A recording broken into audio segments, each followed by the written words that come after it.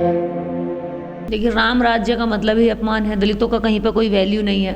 दूसरी बात यह है, शिक्षिका और रसोई माता के जो केस हैं ये एक नहीं है, अनगिनत हैं। पिछले साल भी, उसके पिछले साल भी, ये जब से मिड डे मील शुरू हुआ तब से रसोई माता के साथ भेदभाव और जाति की वजह से बच्चों ने कई बार खाने का बहिष्कार किया, कई बार टीचरों ने बहिष्कार किया है, कई बार ऐसा हुआ है कि बना बनाया खाना बहुत बार ऐसा फेंका गया, और अभी प्रतापगढ़ में भी ये हुआ। तो ये केवल और केवल दिमाग में पड़ी हुई वह बात है कि ये अछूत है या नीच है, या आज भी संविधान भले ही इनको समानता के अधिकार देता हो, लेकिन हमारी नज़र में आज भी हमारे लिए ये छोटे ही हैं, और छोटे ही बन के वो रहें, तभी उनको जो है शांति मिलती है। बाबा साहब डॉक्टर अम्बेडकर कहते हैं कि गांव जातिवाद के अड्डे हैं, वहाँ जातिवाद की प्रैक्टिस होती है, और गांव छोड़ो, गांव से निकलो, शिक्षा की ओर बढ़ो। तो डॉक्टर अम्बेडकर ने ये बहुत रिसर्च करके कहा है, उनका अपना पूरे जीवन का अनुभव कड़वा रहा है गाँव के अंदर। और बाबा साहब डॉक्टर अम्बेडकर तो यहाँ तक कहते हैं अछूतों को, इस भारत के लोगों को जो सताए गए व्यवस्था में, कि आप गांव छोड़ो शहर जाओ, और शहर छोड़ो विदेश जाओ, क्योंकि आप वर्ल्ड से जुड़ेंगे। गांव छोड़ेंगे तो आप शहर में जाएंगे, शहर के लोगों के साथ जुड़ेंगे। देश की राजधानियों में रहोगे तो देश की मुख्य राजनीति के साथ जुड़ोगे, मुख्य बाजार के साथ जुड़ोगे, मुख्य व्यवस्था के साथ जुड़ोगे, और जब विदेश जाओगे तो वर्ल्ड से जुड़ोगे, पूरे विश्व से जुड़ोगे। तो बाबा साहब डॉक्टर अम्बेडकर खुद कहते हैं जातिवाद के अड्डे गाँव। आज भी मान लीजिए, आज भी वहाँ जब खेतों में महिलाएँ जाती हैं, खेतों में अपनी भैंसों के लिए चारा लेने, जिनके पास 1 बीघा 2 बीघा ज़मीन है, जिन पर कुछ ऐसे पशुपालक लोग हैं गांव में जिनके पास कोई भी ज़मीन नहीं है, कोई अपनी भूमि नहीं है, भूमिहीन है, दूसरों की खेती में पूरा दिन मजदूरी करते हैं, तब उनको शाम को अपने लायक भी बन पाता, तब उनके शाम को जानवरों के लिए भी इकट्ठा हो पाता है। वो अपने जानवरों के लिए इकट्ठा करने के लिए सारा दिन मेहनत करते हैं। उसी बीच उनके साथ कितनी बार शारीरिक शोषण हो जाता है, कितनी बार उनके साथ मानसिक शोषण हो जाता है। मान लीजिए कोई भी हाई कास्ट का व्यक्ति जाएगा तो अरे उसकी बहू तो बड़ी ऐसी लग रही है, अरे उसकी बीवी तो बड़ी मतलब देखने में ऐसी लग रही है। इस तरह की कमेंटबाजी से भी मानसिक रूप से वो करा जाता है, अरे उसकी लड़की तो एकदम जवान सी हो गई है, अब तो शादी लायक हो गई है। यानी कि चलते फिरते भी उनके साथ कमेंटबाजी की जाती है। लेकिन अगर वही कमेंटबाजी कोई लोअर कास्ट का व्यक्ति किसी हाई कास्ट की महिला के साथ कर दे, बेटी के साथ कर दे, तो उसको मारकर टांग दिया जाता है। उसको उसके साथ इतनी बड़ी घटनाएं हो सकती है कि उसकी हत्या कर सकते हैं, उसको खेत में दबा सकते हैं, उसकी आंखें निकाल सकते हैं, उसके हाथ काट सकते हैं, पाँव काट सकते हैं, और इस तरह की मतलब सज़ा दे सकते हैं कि आगे आकर के कोई दूसरा व्यक्ति इस तरह से अपराध ना करे। मैं मानती हूँ अपराध की सज़ा ऐसी होनी चाहिए कि दोबारा अपराध ना हो, लेकिन उसी अपराध की सेम सज़ा दूसरे व्यक्ति को भी होनी चाहिए जो जाति से खुद को ऊंचा बताता, उसके लिए भी वही सज़ा होनी चाहिए। आप सज़ा देने सबको समान दीजिए ना। आप ये सज़ा का देखने के लिए कौन सा तरीका है कि आप एक जाति को ज़्यादा देंगे और एक जाति को आराम से छोड़ देंगे? तो जातिवाद है देश में आज भी।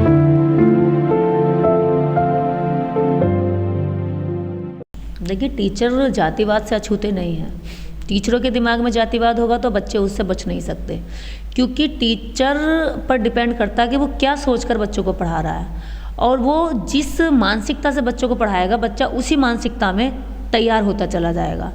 तो जितने भी स्कूल हैं आज, उन स्कूलों में अगर टीचर शिक्षक बच्चों के साथ जातिवाद की बात करते हैं या भेदभाव करते हैं या पढ़ाने में इस तरह से चीज़ें उनके सामने होती हैं, तो बच्चे अपने आप ही उसको एब्जॉर्ब कर लेंगे, सीख लेंगे। इसी तरह से जब भोजन माता का खाना बना बनाया फेंक दिया जाता है केवल इसलिए कि वो छोटी जाति की महिला उस काम को दे दिया, अगर वो बना रही है तो ठीक है, तुम लोग शिक्षक की नौकरी छोड़ करके तुम ही खाना बनाने लग जाओ ना। फिर इसका मतलब तो सीधा सीधा ये हुआ कि हर जगह तुम रहोगे, नीचे से लेकर ऊपर तक।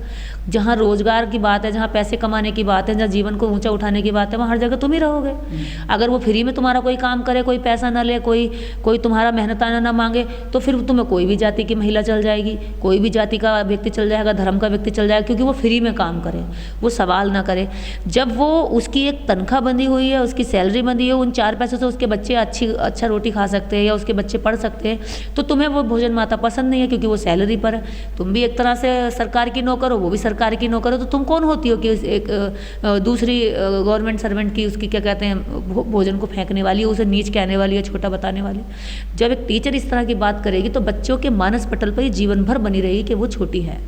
लेकिन जब बच्चा स्कूल में जाता है उससे पहले अपने घर से निकलता है, वो उसका समाजीकरण जो होता है, सोशलाइजेशन जो होता है, पहले उसकी जो शिक्षा उसको घर में दी जाती है, तो क्या घर वाले जो होते हैं बच्चे के वो भी जातिवादी घटनाओं से जो है प्रभावित होते हैं, या वो घर में से सीखते हैं जातिवादी घटनाओं को कई बार बच्चे?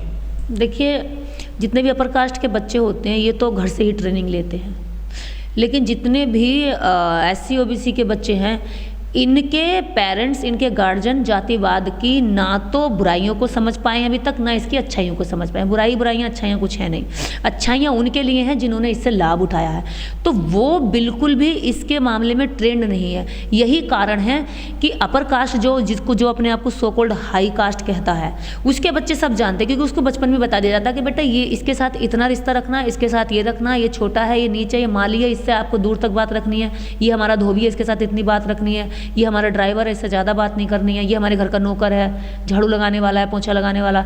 तो वो क्या है, बचपन से ही बच्चे को ट्रेंड कर देते हैं। और एक गरीब ब्राह्मण भी होगा तो उसके भी दिमाग में ये होगा कि मैं पूजनीय हूँ, मैं बड़ा हूँ, मेरे पास ज्ञान है, मेरे दादा परदादाओं ने देश के अंदर ज्ञान बांटा है, शिक्षा का हम पर एक अधिकार है, हम सबसे सुपीरियर होते हैं। जो सुपीरियर की भावना है वो उन बच्चों में डाल दी जाती है। मान लीजिए 10 बच्चे और एक बच्चा अपने आप को सुपीरियर कह रहा है और बार बार कह रहा है और हर बात में वो ये बात साबित कर रहा है कि मैं सुपीरियर हूँ, लेकिन उसकी योग्यता कुछ नहीं, केवल ये योग्यता है कि वो ब्राह्मण जाति में जन्म ले लिया, इसी आधार पर वो खुद को सुपीरियर मान रहा है। तो जब उस बच्चे ने खुद को सुपीरियर इस आधार पर मान लिया कि वो जाति के आधार पर सुपीरियर, तो ब्रेन के आधार पर कभी भी सुपीरियर बनना नहीं चाहेगा और ना ही अपने आसपास के माहौल में किसी ब्रेन से सुपीरियर बंदे को एक्सेप्ट करेगा। वो तो सिर्फ जाति देखेगा कि अगर मैं ब्राह्मण हूँ तो मैं सुपीरियर हूँ और कोई और ब्राह्मण है तो तू भी सुपीरियर है, लेकिन इसके अलावा कोई सुपीरियर नहीं है। तो ये जो बड़ा होने की जो सनक है ये बच्चों में बचपन से ही डाल दी जाती है। बड़े होते होते होते वो इतनी बड़ी हो जाती है कि वो किसी को एक्सेप्ट नहीं कर पाता। आज डॉक्टर अम्बेडकर को क्यों एक्सेप्ट नहीं कर पाते? क्योंकि वो सुपीरियर नहीं थे बाय कास्ट। इसलिए आज देश के अंदर ज्योतिबा फूले को क्यों दबाया गया, सावित्रीबाई फूले को क्यों दबाया गया, संत गाडगे जी को क्यों दबाया गया? क्योंकि वो जाति के आधार पर सुपीरियर नहीं थे। सारे देश के अंदर सफाई अभियान चलाने वाले संत गाडगे धोबी समाज के थे, लेकिन सफाई अभियान, स्वच्छता अभियान के उस पर गांधी जी का चश्मा लगता है, गांधी जी को दिखाया जाता है। तो क्या था? क्योंकि संत गाडगे जाति के आधार पर केवल धोबी थे और गांधी जी बनिया थे और इस देश की मुख्य राजनीति के कर्णधार थे, तो इसलिए उनको जो है दिखाया जाता है। तो यहाँ पर जाति जड़ों में डाली गई है। आप देखेंगे गांव का ये माहौल है कि आज भी पंचायतें लगाई जाती हैं। जब वही काम कोई ऊंची जाति का व्यक्ति कर देता है तो उसके लिए कोई पंचायत नहीं बैठती, उसको माफ़ीनामा वैसे ही मिल जाता है कि अरे चलो हो गया, गलती हो गई। लेकिन जब वही काम या उससे भी छोटा काम, छोटी गलती, अपराध छोटा, मतलब वो गलती ही कर दे तो भी उसके लिए पंचायतें बैठ जाती हैं। और बड़ी कास्ट का अगर अपराध भी कर दे तो उसको यूं ही कह करके अरे चलो हो गई, भूल चूक हो जाती है, माफ़ करो, ख़त्म करो, उसको वहीं ख़त्म कर दिया जाता है। रफा दफा करके आगे तक के लिए उसको जो क्लीन चिट दे दी जाती है कि अभी आज़ाद घूम सकता है। लेकिन जब वही काम कोई छोटी कास्ट का व्यक्ति करता है तो उसको हर किसी की नज़र में अपराधी बना करके सब पंचायतों के माध्यम से इस तरह से बहिष्कृत किया कर दिया जाता है कि भाई अब ये किसी के बीच में बैठने उठने लायक नहीं बचा, इसका कोई सम्मान नहीं बचा, इसके साथ कोई अपनी बेटी की शादी नहीं करेगा, इसके साथ कोई रोटी बेटी का संबंध नहीं रखेगा, खाने का संबंध नहीं रखेगा। यानी कि उसको हर कदम पर यह एहसास कराया जाता है कि तुम नीच हो, तुमने गलती करी कैसे। जातिवाद की घटना तो दिल्ली में भी नहीं रुक रही, दिल्ली तो देश की राजधानी है, तो मेरठ चीज़ क्या है? जातिवाद हर जगह है, शहरों से लेकर गाँव में है, हर जगह है। और जाति सूचक शब्दों से बोलने का सीधा सीधा मतलब यह है कि मोरल डाउन करना, उनकी हिम्मत को तोड़ देना, उन्हें यह एहसास कराना कि तुम नीच हो। देश में भले ही संविधान लागू हो गया लेकिन हम मनुस्मृति के हिसाब से तुम्हें नीच ही मानते हैं। यही कारण है कि वो ये सोचते हैं कि अब हमने ये कहा है तो अब ये अपने आप को ऐसा मानने लगेंगे, छोटा मानने लगेंगे, या डर जाएंगे, घबरा जाएंगे, ये नहीं कहेंगे कि आप हमारे साथ ऐसा मत करो, विरोध नहीं करेंगे। तो वो चेक कर कर के ये साजिशें रचते हैं कि यार देखें क्या ये अभी भी स्वाभिमानी बने, ये अभी भी इनके स्वाभिमान पर चोट मारे तो ये कुछ सवाल करेंगे कि नहीं करेंगे। लेकिन वो महिला गई है थाने में, मुझे लगता है अभी भी उनकी FIR नहीं दर्ज की गई है, केवल इसलिए कि उन्हें लग रहा है कि जाति सूचक शब्द को बोलने से कोई ज़्यादा अपराध नहीं होता। लेकिन देश के अंदर ये सबसे बड़ा अपराध है कि एक व्यक्ति दूसरे व्यक्ति को व्यक्ति के द्वारा बनाएगी जाति के नाम से, जो उसने, जिसका कोई अपराध ही नहीं, उसने ना जाति बनाई, ना उसने उसको प्रैक्टिस करी, ना उसके वो किसी तरह से उसके पूर्वजों ने, उसके बाप दादाओं ने उसमें काम करा, केवल और केवल उसके नाम पर उसको सताया गया। भाई जिसको जाति के नाम पर सताया जा रहा है उसका तो जाति बनाने में कोई योगदान नहीं है, उसका तो कोई योगदान नहीं है कि उसने इन जातियों का निर्माण किया हो। उसने तो इस देश के अंदर मेहनत करी। मान लीजिए किसी ने सब्जी उगाई तो उसने तो सब्जी उगाने की मेहनत करी ना, आपने उसकी सब्जी उगाने की मेहनत को अप्रिशिएशन करना चाहिए था, लेकिन आपने उसको क्या कहा? नीच, कि तुम तो नीच हो, छोटे हो। किसी ने चमड़ा छीला, जूता बनाया, आपके पैरों को आराम दिया, आपको दुनिया में घूमने के लिए आपके पैर नीचे छाले पड़ जाते हैं, आपको आराम देता, सर्दी से बचाता, गर्मी से बचाता, कांटों से बचाता, कंकड़ से बचाता है। तो आपको एप्रिसिएशन देना था कि भाई आपने कितना अच्छा काम किया। लेकिन इन्होंने क्या किया मनुपुत्रों ने कि अरे बड़ा नीच आदमी, बताओ, मांस छीलता, गंदा काम करता, जूते बनाता है, क्योंकि वो खुद इसको बना नहीं सकता, तो उसने कैसे किया, मोरल डाउन कर दिया। इसी तरह से यहाँ पर जातियों के नाम पर जब गाली दी जाती है, सताया जाता है, वो यही है कि उनके काम को दबाया जाए, उनकी मेहनत को दबाया जाए, उनके सबसे बड़ी चीज़ है कि उनके स्वाभिमान को कुचल करके उन्हें सवाल करने लायक ना छोड़ा जाए। ये रुकने का नाम इसलिए नहीं ले रही क्योंकि इस तरह के लोगों के साथ हमेशा प्रशासन खड़ा रहता है। अभी जैसे आप देखें मेरठ वाली घटना में, इंद्रमेघ वाली गली घटना में, जब पूरे देश के अंदर शोर मचा, आंदोलन हुए, क्रांति करने के लिए लोग सड़कों पर उतर आए कि भाई एक एफआईआर कराने के लिए, जबकि सामने दिख रहा बच्चा मारा गया है, जबकि सामने दिख रहा टंकी है, पानी है, स्टूडेंट, छोटे छोटे बच्चे गवाही दे रहे हैं, जो बच्चे कभी झूठ नहीं बोल सकते, उन्हें कोई मतलब नहीं राजनीति से, धर्म से, जाति से, वो बच्चे गवाही दे रहे हैं। उसके बावजूद प्रशासन एफआईआर नहीं कर रहा, उसके बावजूद उनको अरेस्ट नहीं कर रहा, वो मौके पर बैठा है अपने घर में।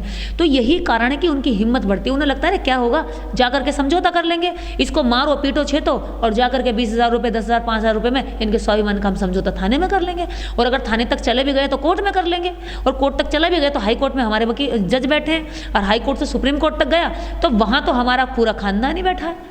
तो वो क्यों डरेंगे? इसलिए नहीं डरते वो, इसलिए जातिवाद के केस नहीं रुकते, क्योंकि इसमें शासन, प्रशासन और दूसरी चीज यहाँ की सत्ता जो है सारी जातिवादी दिमाग पर चलती है। प्रशासनिक अधिकारी अगर कोई चाहेगा भी शासन प्रशासन में रह करके, तो शासन उसको चाहने नहीं देगा, उसको एक्ट नहीं करने देगा। बहुत सारे ऑफिसर्स ऐसे हैं जो कहते हैं कि हम सिस्टम में आकर के ऐसे बंद गए हैं, अंदर से वो परेशान हैं कि हम किसी गरीब आदमी की मदद करना चाहते हैं तो ऊपर से तुरंत फोन आ जाता कि नहीं, ये उस गरीब आदमी की ज़मीन उसको नहीं दी जाएगी, ये एक और रसूखदार आ रहा उसके नाम कर दो, ये उसके खिलाफ में, उस रसूखदार ने जिसको मारा है उसके खिलाफ में मुकदमा दर्ज नहीं होगा, इस गरीब को लताड़ दो या डरा दो, धमका दो, इसको भगा दो, लेकिन मुकदमा दर्ज होना नहीं चाहिए। तो वो करना चाहते हैं लेकिन वो चाहकर भी नहीं कर पाते। प्रशासन में भी बहुत सारे ऑफिसर ऐसे हैं जो जात बिरादरी से ऊपर उठ करके काम करना चाहते हैं, धर्मों से ऊपर उठ के काम करना चाहते हैं। मेरे बहुत सारे परिचित ऐसे हैं जिनसे मेरी बात होती है लेकिन वो नहीं कर पाते। बहुत सारे ऑफिसर्स के साथ मेरी इस तरह से कन्वर्सेशन होती है कि भाई इस तरह से हो रहा, सर आप लोग देखा करें, गरीबों के लिए आपको प्रशासन बिठाया गया है, आप भी कभी कभी कुछ लोग ऐसे हैं कि वहाँ से उठ करके इन प्रशासनिक कुर्सियों पर बैठे हैं। तो कहते हैं कि हमारा दिल करता है, और हम जब शपथ लेकर आए थे तो हमारे दिमाग में, हमारे ध्यान केंद्र में यही लोग थे कि इनके लिए काम करेंगे।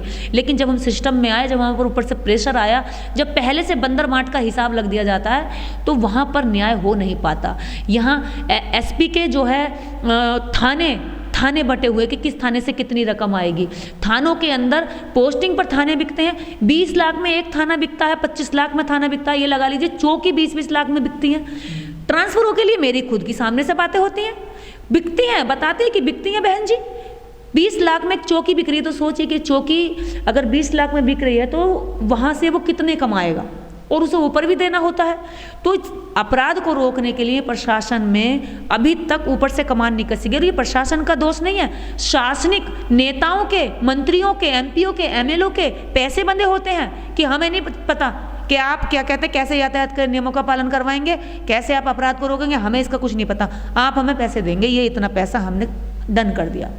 तो वो इस आधार पर काम करते हैं। अपराध रोकने पर जिस दिन काम होगा ना, उस दिन वास्तव में अपराध रोकने लगेगा। जिस दिन देश की गरीब जनता को न्याय दिलाने की मंशा से शासन प्रशासन हिम्मत कर लेगा, उस दिन वास्तव में न्याय मिलेगा, ये अन्याय रुक जाएगा, जातिवाद भी रुक जाएगा।